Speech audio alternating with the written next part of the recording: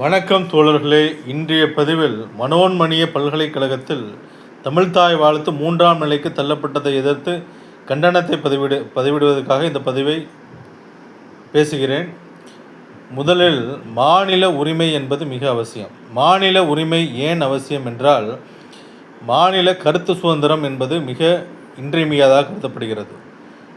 ஒரு மாநிலத்தில் கருத்து மேம்பட்டால் தான் அந்த மாநிலத்துடைய சமூக ஒற்றுமைங்கிறது பேணி பாதுகாக்கப்படும். சமூக ஒற்றுமை இல்லாமல் ஒரு மாநிலம் கருத்தில் மேன்மை அடைய முடியாது. இப்போ இங்கே என்ன நடக்குது அப்படின்னா, தேசிய திணிப்பை முன்வைக்கிறதுனால இங்கே மாநிலத்துடைய கருத்து சுதந்திரமும் பாதிக்கப்படுது, சமூக நீதியும் கிடைக்காம போது, ஒற்றுமை சார்ந்த விவகாரத்தில் மாநிலத்துக்குள்ளே சண்டை ஏற்படுது.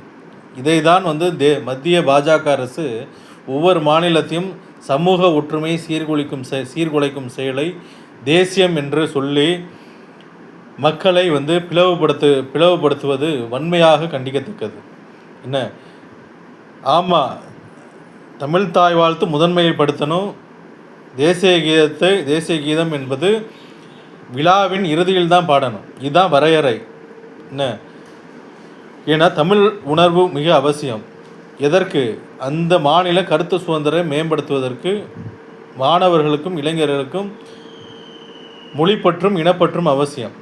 தேசியப்பற்றும் அவசியம்தான். தேசியப்பற்று எதற்கு அவசியம் என்றால், தேசியத்தில் உள்ள சிறந்த கருத்துக்களை, இப்போ அம்பேத்கர் மத்திய பிரதேசம், காந்தி குஜராத் போன்ற தலைவர்கள், எண்ணற்ற தலைவர்கள் தேசியத்தில் இருப்பதால் கருத்துக்களை உள்வாங்கிக் கொள்வதற்கு தான் தேசியம் தேவைப்படுகிறது.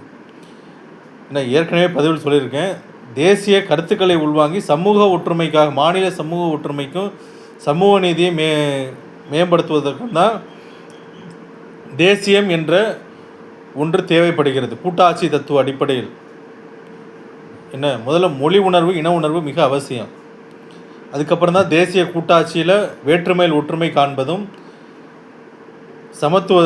சமத்துவத்தை மேம்படுத்துவதும் இரண்டாவது தான். வேற்றுமையில் ஒற்றுமை காண்பது இரண்டாவது நிலை தான். அந்த வகையில் வந்தே மாதர பாடல் முதன்மைப்படுத்துவது என்பது மத ரீதியாக பிரச்சனையை மத்திய அரசு தூண்டுகிறது. வந்தே மாதர பாடல் விடுதலை போராட்ட கட்டத்திலே தலைவர்கள் இது